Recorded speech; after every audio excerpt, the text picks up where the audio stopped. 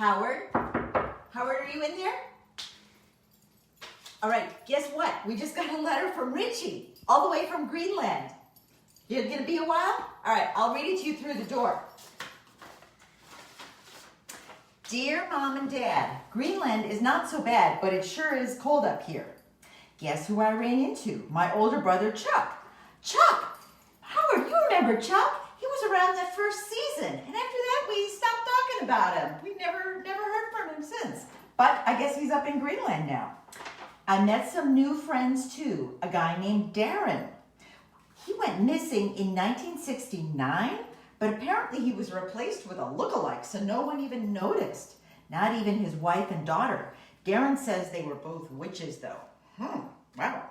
I'm also dating this girl, Brenda.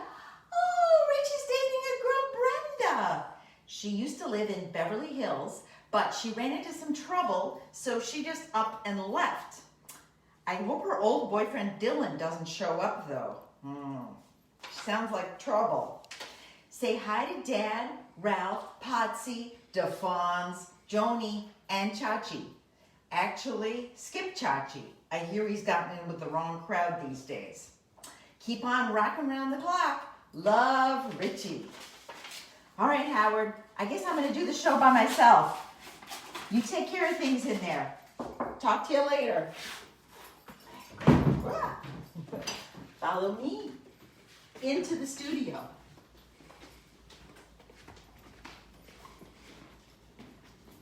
Welcome to Living Figuratively with your host, Judy.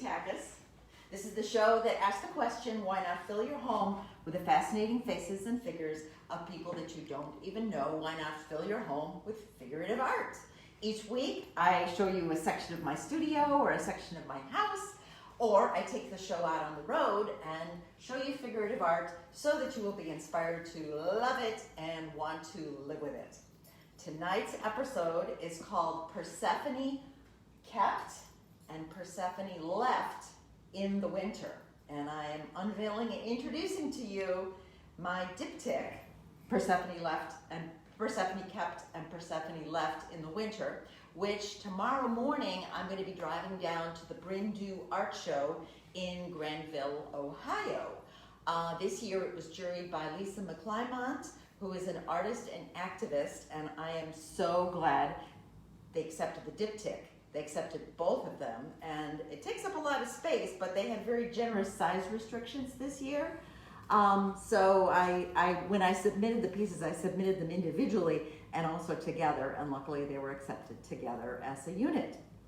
So what is the Persephone story? I think many of you have heard it, but I'm gonna go back and tell you about it, tell you the story again a little bit. Persephone was a beautiful young girl in Greek mythology who Hades, who is the king of the underworld, he's sort of the bad, Satan-ish bad god, kidnapped her to be his wife. So Persephone obviously didn't like this, and Persephone's mother really didn't like it. Persephone's mother was Demeter, also known as Mother Nature. So like any good mother, she worked really, really hard to try to get her daughter back up to Earth instead of having to stay and live in the underworld as Hades' wife. While she was working hard to try to, orchestrate her return, she neglected the crops. She neglected the earth. She didn't bring sunshine, didn't bring rain. The crops died. The mortals on earth starved. Their livestock starved. There was no harvest. It was really devastation here on earth.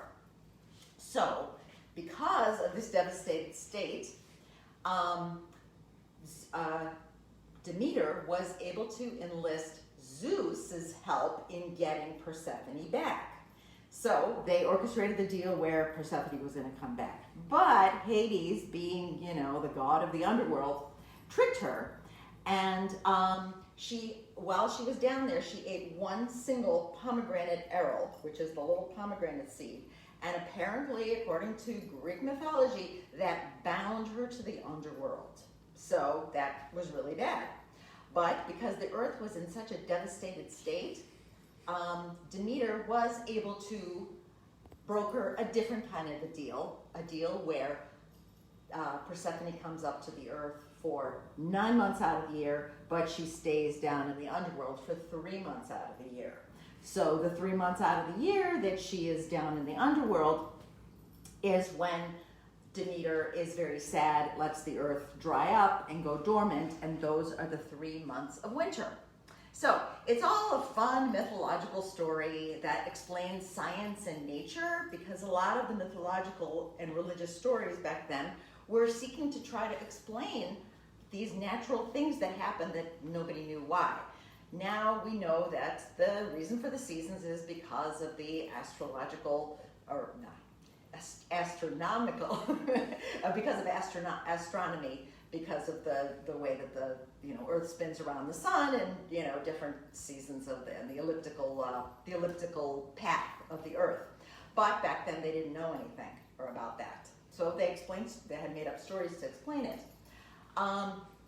Because this painting is part of my Goddess project, I'm looking at it through an enlightened feminist lens, which is basically what I question as the foregone conclusion of this story, is that women can be traded like property. Persephone had no say in all of this. She was kidnapped, she was tricked, she was told to go here, told to go there. She had zero say in this. She had zero ownership or agency of her own person. And this is not an unusual thing, because throughout world history, women have been treated as property, whether through chattel slavery or sex slavery, or war conquests, or whether it's patriarchal institutions that seek to control her mind, her body, her access to education. All those things, women have been treated as property throughout history and even today.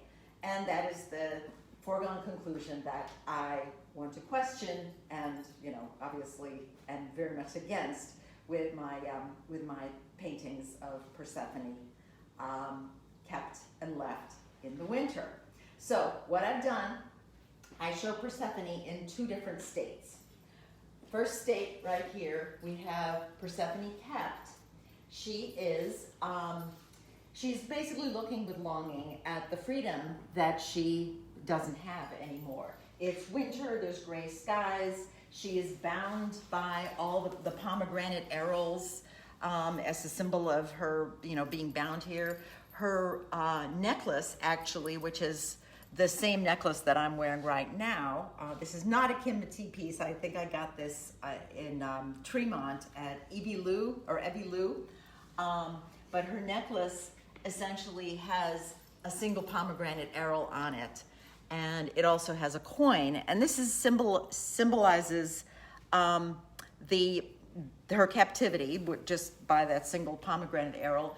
Also, the coin concept. I don't know if you remember from another aspect of Greek mythology. There's Charon, who is the ferryman who rides on the river Styx, and when somebody dies, you're supposed to put a coin in their mouth to pay the ferryman, so that he will deliver you safely to the underworld, instead of letting you fall into the water, the mud of the river Styx, because apparently that's even worse than the underworld. There's all kinds of nasty creatures in there. One of the things that I discovered when I was researching this story is that the river Styx, and this is STYX, like that band from the 80s that I can't stand, but the word Styx, it was also a goddess. There was a goddess called Styx who could grant every wish. And this was from early Greek mythology.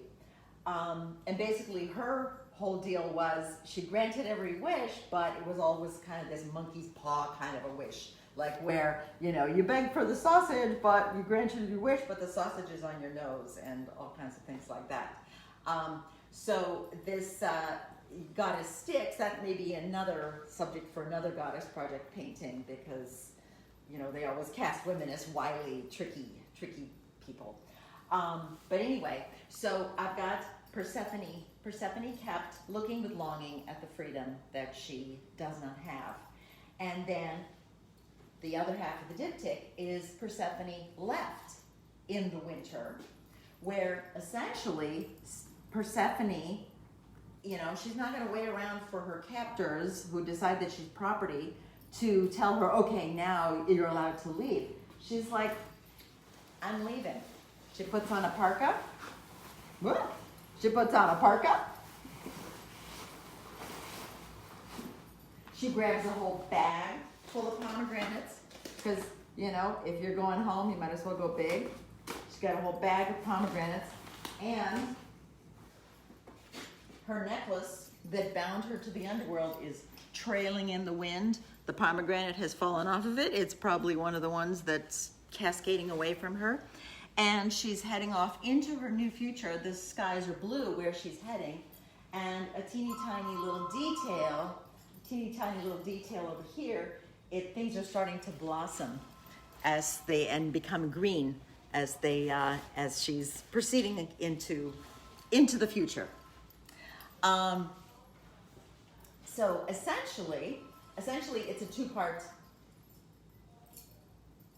It's a two-part diptych. And one of the fun things that I did, I'm going to take this jacket off because it's warm here.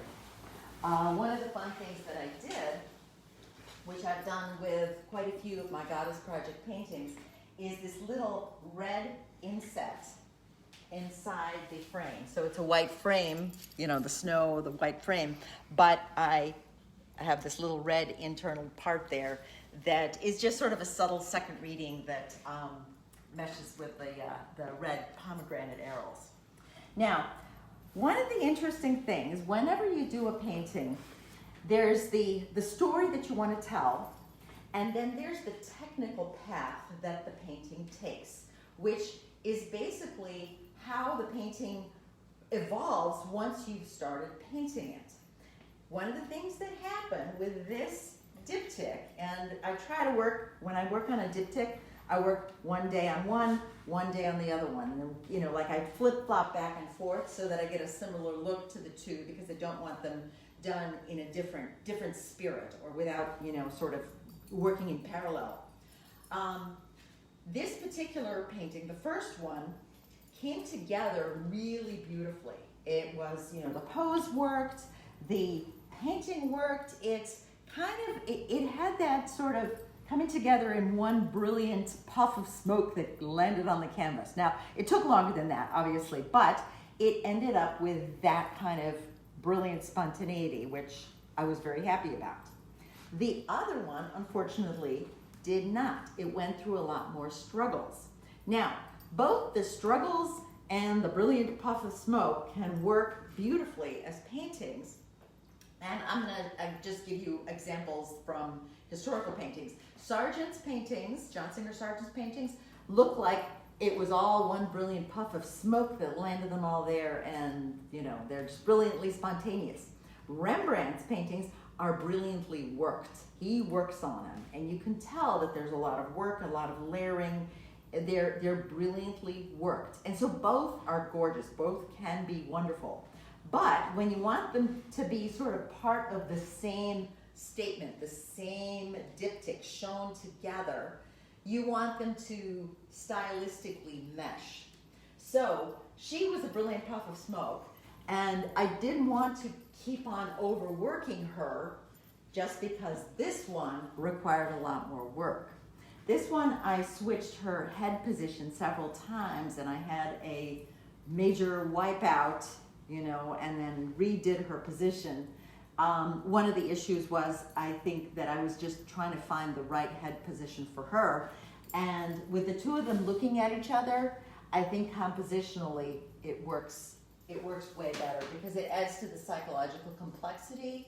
And it shows, like this one right here, she's got determination, she's got a little bit of fear, a little bit of sensible realization. And I think that the fact that this face needed so much work and was worked on so much kind of added to that complexity.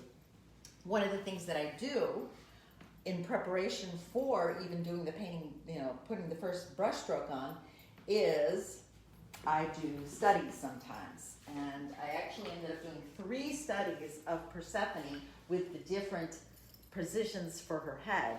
And all 3 studies are available. This one was where she was looking back over her shoulder, and this one was where she was facing forward into the future, but it didn't work because it compositionally, it would sort of fell off the page. And this one was actually the study that I did for the first painting, which I think that the actual painting came out better than the study, which is always what you want. You never want your study to be the best thing. You want your study to be the learning thing.